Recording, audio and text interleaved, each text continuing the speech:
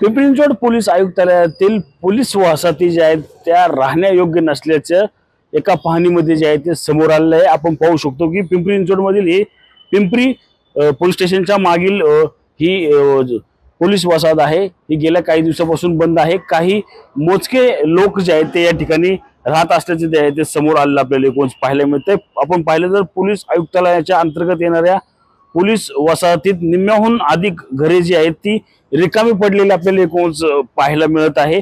त्यामुळे वसाहती ज्या आहेत त्या भकास झाल्याचं चित्र आता समोर येत आहे।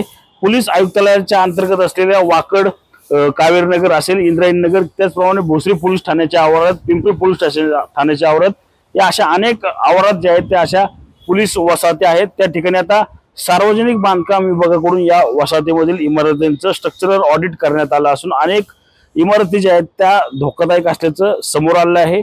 पोलीस आयुक्तालयाअंतर्गत येणाऱ्या वसाहतीत 928 घरं असून मात्र त्यात केवळ फक्त 465 घरांमध्ये जे आहे ते कुटुंब वास्तव्यास आहेत। पोलीस वसाहतीचा जो प्रश्न जो आहे तो गेल्या काही वर्षांपासून प्रलंबित आहे। लवकरात लवकर या पोलीस वसाहतीची पुनर्बांधणी व्हावी अशी मागणी जी आहे आता पोलीस कुटुंबांकडून होताना आपल्याला एकूणच पाहायला मिळत आहे। रणजित जाधव, TV9 मराठी, पिंपरी चिंचवड।